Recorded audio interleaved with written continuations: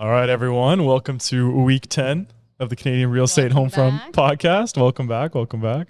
We're excited for this one. Are Lots we? to talk about. Maybe not too much. Oh my gosh, our topics, the interest rates. We're starting with that one, right? Yeah, we're starting with the interest rate hike. My whole I'm scared to Instagram was talk like about it. every realtor talking about it. know.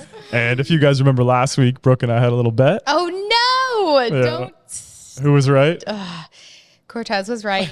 I owe him a 3-course dinner at anywhere he chooses. That's going to be expensive. No, I'm just kidding. Yeah. So for those of you that don't know, the Bank of Canada raised their rate today, 25 basis points on their overnight rate. So it really just affects, like, what does this even mean, right? It affects more than just people with variable rates, although it does affect people with variable rates. I had a client text me today, be like, I'm so sick of this. Like, can we just sell this thing?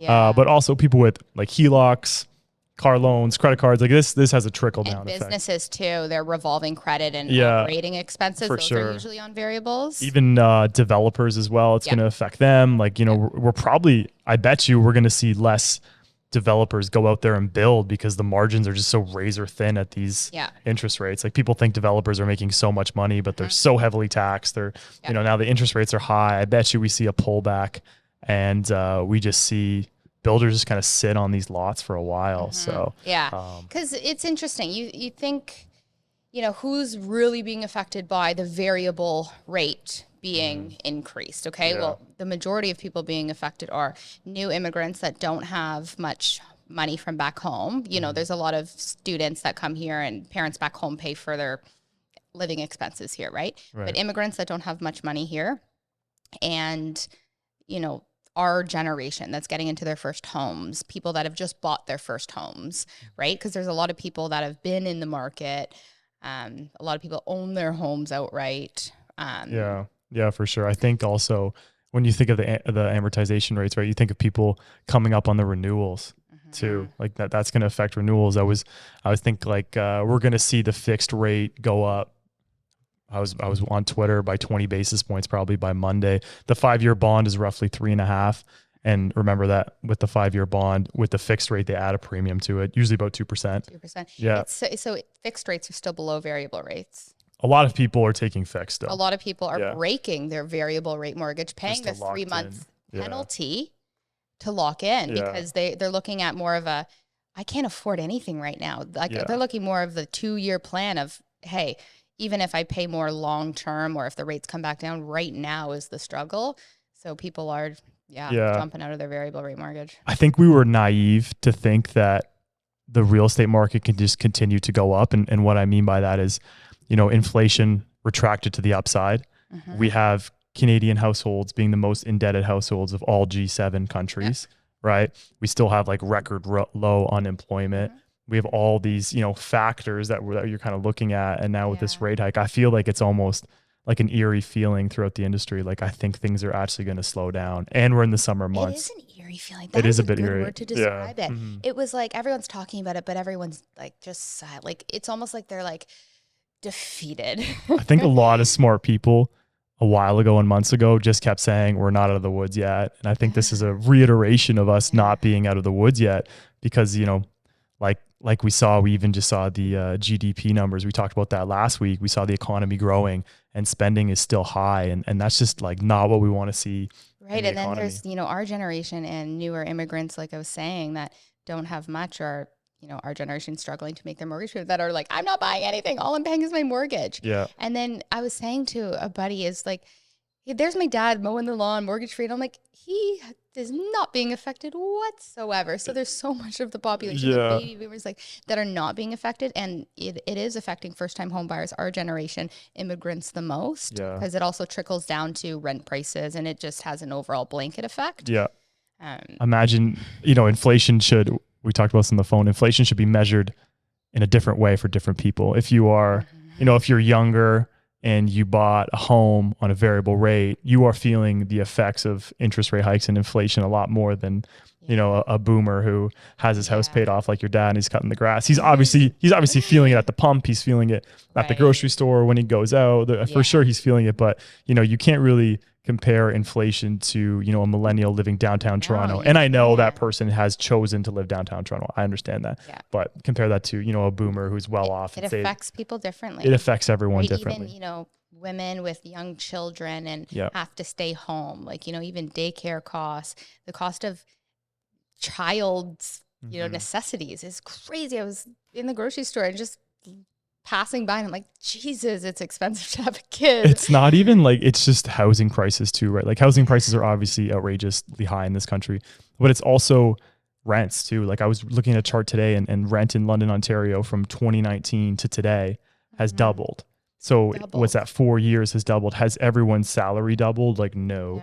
Like it's just, it's almost like, you know, since the beginning of the pandemic, we've just seen the effects of money printing. And people are feeling it too. Like I've just been getting calls from friends, like, oh, me too, just saying like, this is so challenging to live here. And I was having a conversation with a friend too. You might find this interesting. And he was talking about just, you know, things in the media that they talk about, and we won't get into that, but he was just like, to me, it's such a distraction on the reality of like how expensive stuff is. Like looking at your phone bill is $100, like minimum. Yeah, easy. Like your car insurance, the cost of, you know, a car right now, especially at these interest rates, trying to buy a house, you know, it's like people should be riding in the streets right now because things are so expensive. Yeah. And it's so much a catch-22 though, because I actually like Tiff Macklem. I like him. I think he's very smart. I think he's, you know, not trying to hurt us. Hard job. It is a very, like I said, I do not envy his job, but I do respect him and I do like him. Okay. I will say that. And if he's really trying to make these decisions for sustainability, there's no way you can't keep interest rates where they are or even decrease them, because then if we're way too far away from our inflation target, that's going to be worse for Canadians long term. I agree. So he's more of a short-term struggle for like a long-term sustainability for all of Canadians. Yeah. And so as much as I actually was disappointed to see the increase, I genuinely thought that he would have held to see more data, because, you know, the reading and inflation, the top was housing prices, mortgage interest costs was the biggest driver. Sorry. So like we were saying, inflation with inflation, rent prices and gas. Like the government has control over, they tax gas 50%. They could, you know, they could pull back on that. And to expect an increase in interest rates to make rents go down, people are staying in their homes right now. No one's breaking their mortgage. People don't want to move. There's so much uncertainty. Let's just stay put. Keep the expenses as they are. The top 3 things in inflation they kind of have a little bit more control. So they are hurting the younger generations the most. I did think he was going to hold. Like I bet. I was very confident in myself. Yeah. So honestly, I told you this morning before he even said it. I said, let's put that out there. I think I'm going to be wrong, but I think he's going to do it in July. But now I think he's also going to do it in July. Well, we have a lot to come out before July. We have another inflation reading. There's another. I think there's something else coming out. There's the labor. Report. I think there's 2 jobs reports coming out before then. Friday. So obviously we'll amalgamate more data. But what do you think? Do you think he'll raise again 25 basis points in July and call it a day there? Hard to say without the data, but just based off what happened today, I was, even RBC was caught off guard, and they've got a lot smarter people than us working there. They said 23 out of 25 Canadian economists predicted he would continue to hold. Yeah, the swap market was suggesting there was a 40% chance of a rate increase today, and then in July a 65% chance. So maybe he's just trying to get ahead of it in this reading and then come back. They said he was trying to be proactive, but he didn't talk today. I don't think he's talking until. The finance minister talked today. I listened to her, and she basically, again, was trying to show her compassion to the Canadians that are absolutely struggling with these 40% increase in mortgage costs and the cost of living right now. But she is saying for long-term sustainability, if we want 2% to ever be in our reach for inflation, which is a sustainable number for spending and just living, this needs to happen now. And I listened to Pierre Poilievre too, which he used to go against Tiff Macklem, which is funny. And he used to kind of blame him and kind of go against him, which he's switched his tune to and it could be a presidential like tactic because he's going up against Justin Trudeau, but he was basically saying, okay, Justin, now what? You printed all this money. I mean, in COVID, I hate to say it, but everyone and their cousin had money. Everyone was getting CERB, okay? So that drove spending. Everyone had extra money, right? So printing all this money. So Amazon packages every day. Amazon packages. This is a direct result in overprinting money and the demand for things just going out of whack, and now we're suffering because of it. But again, if this does work, 2% is the longevity of we're talking about a rate. We were talking about a rate decrease, and I think everyone was early next year. It does not seem like that's going to happen. It's sad because nobody can trust what anybody says. Okay, Justin Trudeau said, I'm going to rates are going to stay low for a long time. So then that gave confidence in the marketplace to go out and buy a house and, buy things, right? That changed so dramatically. Quickly. Not even like, oh, you told us you were going to hold and now you've raised. No, dramatic change. 450 basis point increases later. And now they're saying, Kate, we're on a pause, essentially. We want to see what happens. So inflation was going down. The minute it increased, even though the top three things of that inflation was house prices, gas, which they have control over, and rent, he immediately raised. So I would have liked to see him gather more data and see one more reading, especially with the job numbers not out yet, before he did. But here we are. So today was a busy day on the phone. Yeah, it was. It was a interesting one just to get people's opinions and what they thought about everything. So, but yeah, we'll continue to monitor interest rates, obviously, and try and explain it best we can. But I still think, I think the most popular product right now is a 3-year fixed rate. A lot of people are taking. So, but yeah, just to end on this, I think the highest 2 and 3 year bond yields today since the world financial crisis in 2007, 2008. Wow. Yeah. And the highest interest rate since 2001.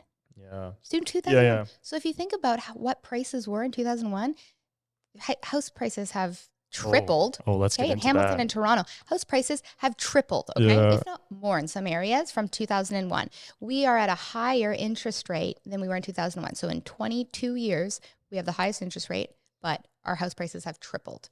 So it's just, they should not be this high. They really shouldn't. But I guess the overprinting of money, what else is there to do? What else? We were at 8%. That's wild.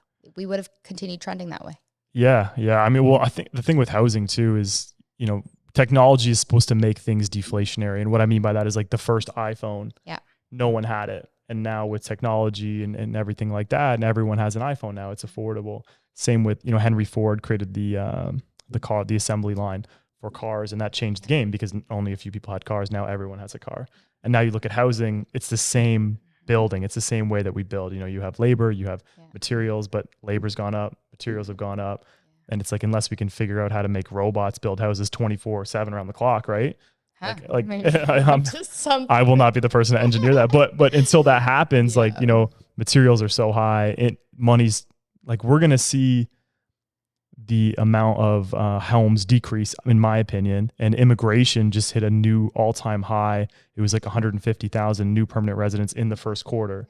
And most likely builders are pulling projects. There's been a few in Vancouver where people gave 20% down deposits and they just gave it back to them and just said, our margins are not there right now. Like we're not building. So you're pulling all those units off the market. So I think there's a lot going on here, but that's my little rant there, but we get into topic 2 here. It makes your head spin for sure. It does, because it's playing whack-a-mole.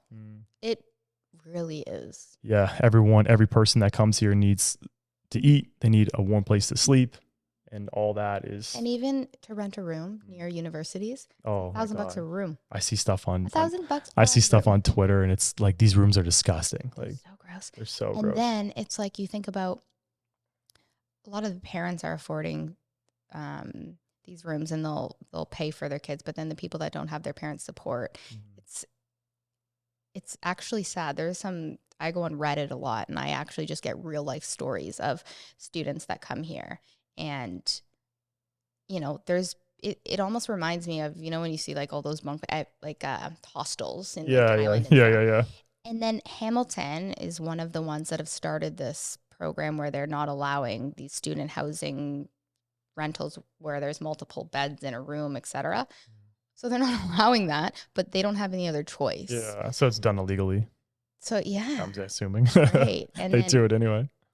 So yeah, it is a catch-22. Everyone's going to have a differing opinion on, I hate what they're doing with inflation, but then they like the printing of money and this and this. So there's never going to be one steady way, but you would hope that, they have Canadians' best interest in mind with, it's a short-term pain for long-term gain, because if we were treading in that direction and continued to without this, it would have been longer-term pain. It just wasn't sustainable, and their whole goal is sustainability. So for sure. Again, I do respect him. I would have liked him to see more data before he did that, but here we are. We have to do something if we want inflation. Moving on to topic number 2. I love this article. Not love it, but I thought it was so interesting. I think it was by the National Post, and it was titled, "If Everything Were as Unaffordable as Canadian Real Estate." So in the year 2000, right around the time that home prices first began rising faster than incomes, so year 2000, so 23 years ago, the average Canadian home price was $163,000. Adjusting for inflation, that's equivalent to $269,000 in 2023 dollars. No way. You got that? That's what it should be? Adjusting for inflation, that's what, if there was no growth since 2000 and you adjusted for inflation, it would be $269,000 for a home.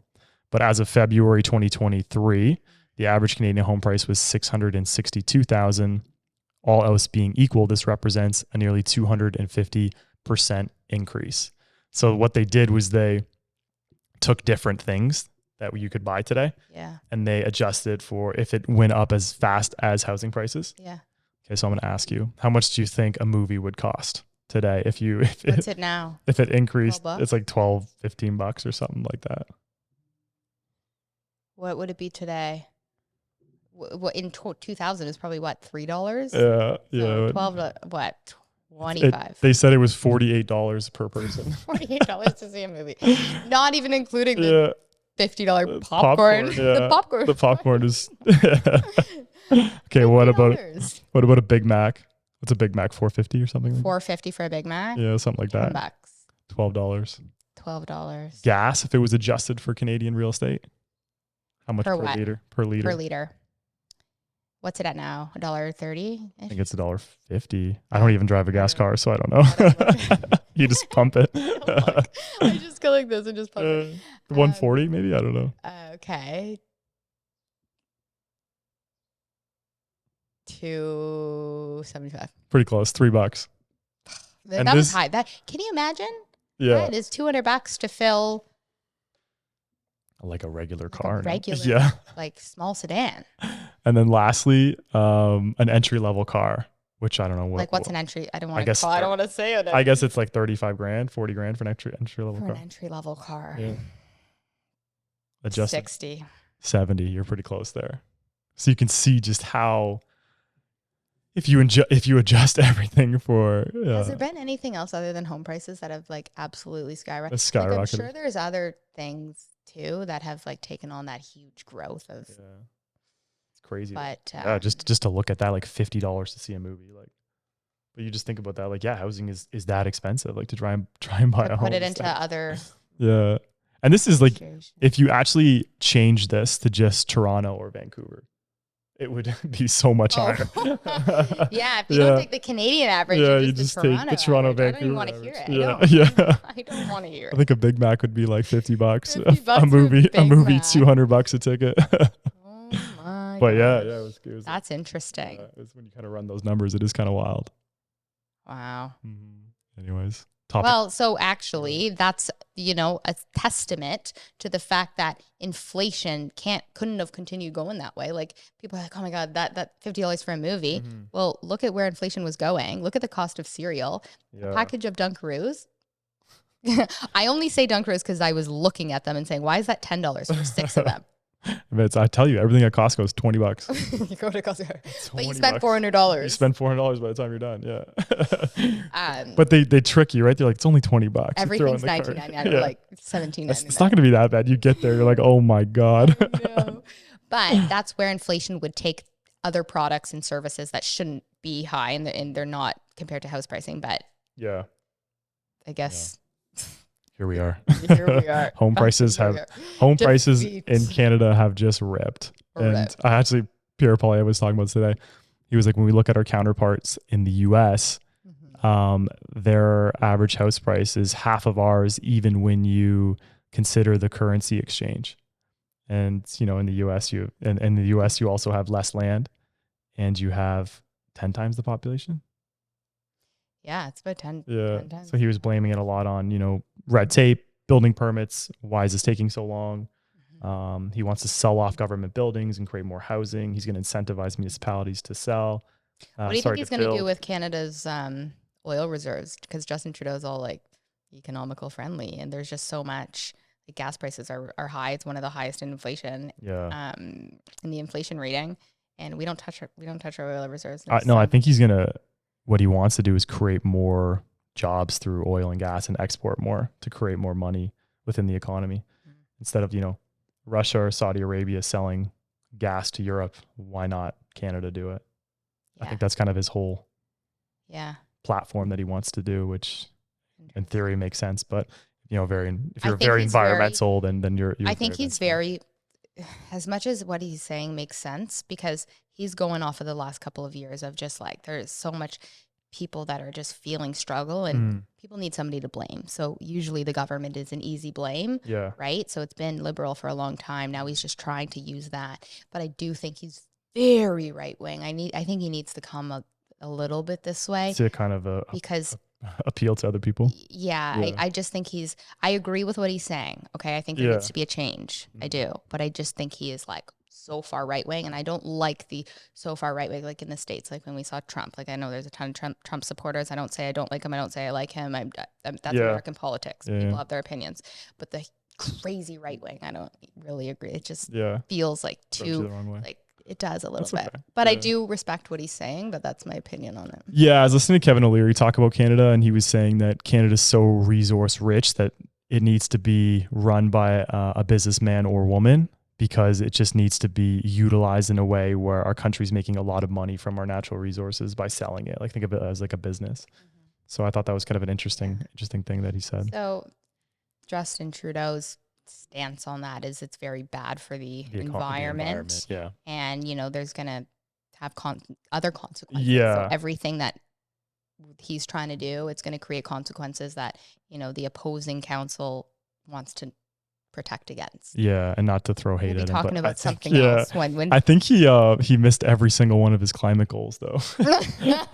I think that was something that I heard. But anyways, let's move on from the politic topics. Topic 3: home sales up 25% from last year, but supply remains low. This is from the Toronto Real Estate Board. The slowdown in Toronto's housing market continued to slip away last month as home sales came in higher than they were a year ago, and prices edged closer to pandemic highs. Jason Mercer, Treb's chief analysis, took the numbers as a sign that demand for home ownership has picked up in recent months after many prospective buyers moved to the sidelines when interest rates hiked 8 times in a rapid succession. So the amount of homes selling has been up year over year, and he's saying that prices are reaching the pandemic highs that we were once at. So it's kind of making sellers maybe start thinking about coming to the market more. So we might see more supply, but I think after today, this kind of changes things. Like I think we'll see more people kind of stay put, because even if I always get this question from people, like I would love to sell and take that equity off the table, but where am I going to go? Yeah. Well, it's true. It's just, there's not enough of a delta for me to move from my detached house to a townhouse or townhouse to a condo. No. It's just not enough money for me. People, it's like, what am I going to do? Am I going to get a new rate? And like, maybe they're in a fixed, I'm not breaking this fixed rate. A lot of that. Yeah. Or a lot of just, I don't want to move. Moving costs. Everything. Land transfer is huge in Ontario. What did we say? 1.5 billion last year? I think that was in just the city of Toronto. Nuts. Yeah. Anyways, that's besides the point. Moving costs so much money. Yeah. And if rates are this. I know people aren't moving. It's just like, get me out of this hard time. And, we'll think about it in the future. All I'm trying to do is make life work right now. Yeah. People's stock portfolios are down and things like that. You just kind of, you just stay put. You just kind of just say, hey, I'm just going to hang out here and, and just, I don't know. I think like delinquencies were on the rise too, but what I was reading was more of that was credit card debt, car loans, things like that, or like, the things that if people can't pay because they're going to pay their mortgage first. Mortgage will always be mortgage delinquencies are still low, but what was on the rise were car payments, credit cards. I sent you a tweet today about the HELOC, remember? People are drowning. Hopefully you're drowning. You're drowning in your swimming pool at your 7.5% HELOC. Your HELOC's about to be 7.5%. Yeah. Your swimming pool flushed you. Your swimming pool flushed you. You got it. Yeah. But it's true. Like so many people during the pandemic, like my buddy's a landscaper, they would just take home lines of credit and they would, get their dream backyard for $100,000 and their interest rate was so low. I pulled a HELOC on my house. Tell me how it was like 10%. I've now taken that HELOC, and any advice for people that have a HELOC on their home, you can amalgamate it into one mortgage. I see. You'll have to refinance and basically conjoin them together. It does have to appraise at 80% loan to value. Right. But you're not, if you're able to do that, you can look at over long term, even if you're paying a higher rate on the existing mortgage, if you amalgamate it, sometimes that can be helpful. So I amalgamated mine. Okay. Which is an option that maybe people don't know about, which brought 10% HELOC down to 6%. Interesting. Yeah. That's obviously good. Yeah. But at one point it was 9.99%. And I'm like, what is this? It started out at like $600 a month and it went to 2,000 something a month. I'm like, excuse you guys. Yeah, I know. We amalgamated it. Yeah. I think like what always kind of worries me is that I said this at the beginning, but Canadians are the most in debt households of all the G7. And I think for every dollar a Canadian makes, they owe $1.80. Oh, so that's nice. Yeah, that's good. It's just, Good job, Trudeau. It's just like, I don't know. When does the shoe drop? And I felt like it was dropping late last year. And all of a sudden real estate prices ripped $100,000 according to the TREB real estate board, Toronto real estate board. I don't see prices back to COVID times. No way. No, I don't think so either. It's kind of a stretch. Toronto. When I go to Toronto, I don't know what things cost. I would actually have to sit at my computer and do my research. Yeah. I can point out a house in Halton or Hamilton. I can know roughly what it costs. Yeah, I agree with you there. So I think we're still a good 10 at least percent, maybe a little bit more, because we dropped 20 in Hamilton. Yeah, Hamilton had a pretty big fall. I think it was 25 was the low, wasn't it? 25. Yeah, maybe. Oakville had a massive fall, but it had the highest. I'd say there's still a good like 15%.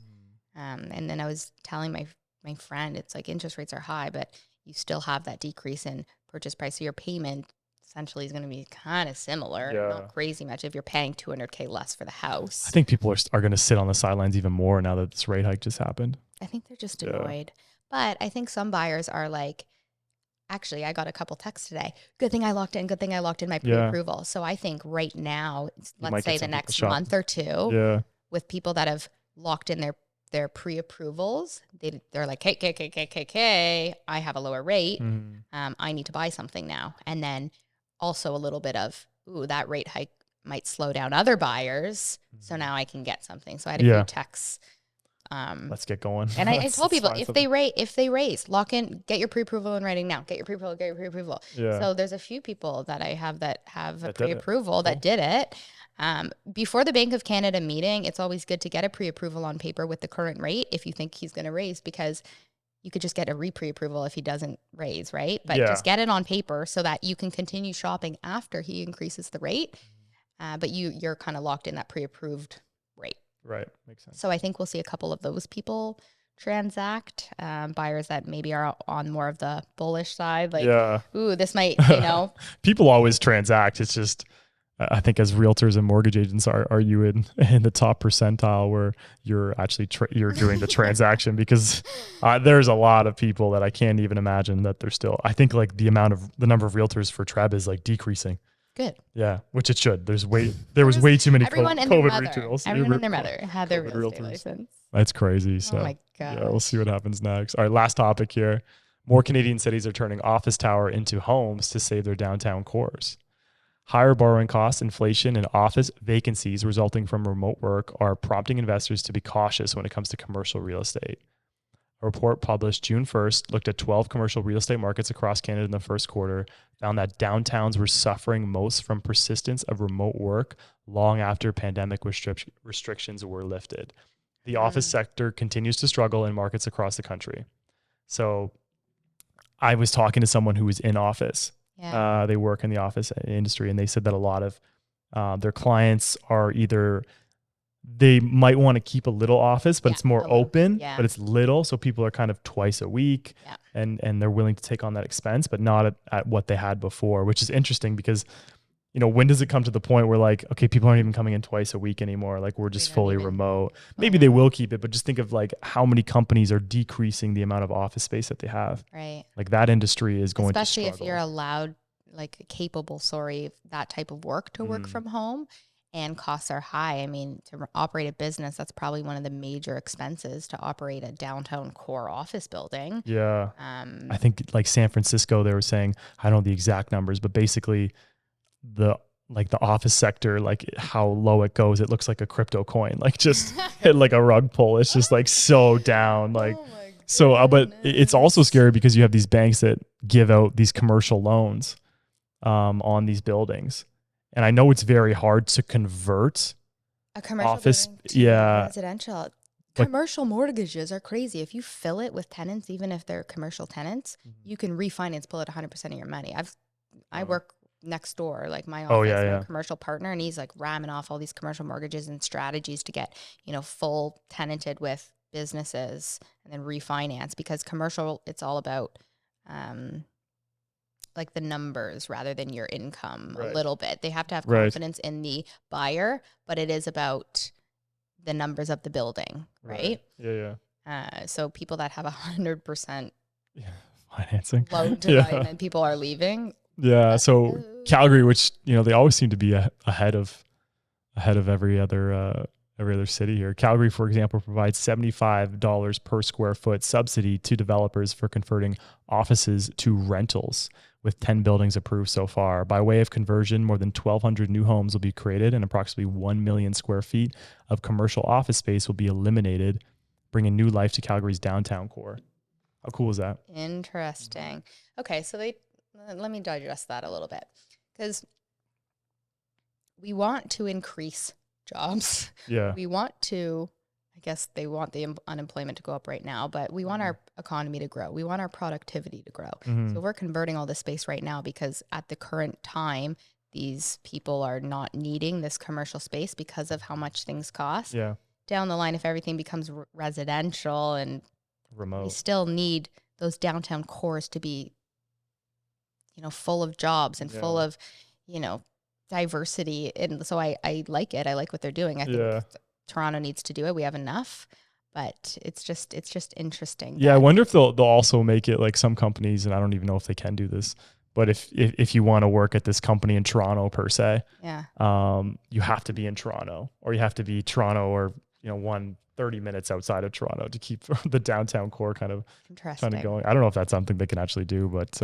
I mean, but if you do have people living in the downtown core, they're going to make money, right? They're going to go to restaurants, they're going to shop there. You know what I mean? So it's still like, although maybe there's not as many offices as there once was, like I still think those companies will still, you know, maybe have a headquarters there or something, and maybe you have to go in twice a week. But it is cool because we're talking about razor thin margins for all these developers who are pulling out, and now you offer this subsidy. I don't know if it does much because I don't work in that industry, but I think that so they're offering subsidy to developers. Okay, so in Calgary, okay, let me get this straight. This hurts my head. Calgary's working with developers. Calgary's working with developers offering subsidy, but Calgary still taxes developments 25%. So like, what are they really doing here? Like, what is the truth underneath all of this? Yeah, I don't know. I don't know about Calgary. You're a developer. You buy. Is Calgary as bad as everywhere else?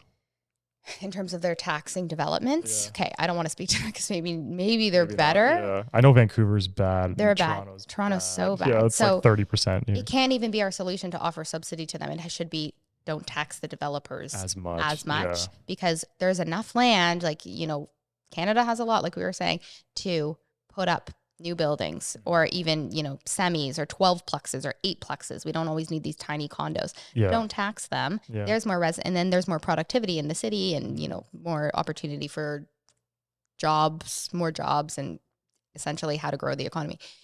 But if offering subsidy, essentially giving more money, but then taking it back, like it's hurting my head right now. Yeah, we'd have to run those numbers. Yeah. Contradictory everything is right now and how misleading the government is and how opposing it is. And that's why my whole impression of what's going on in the Canadian economy is there's so much volatility. It doesn't feel warm to talk about it. I don't.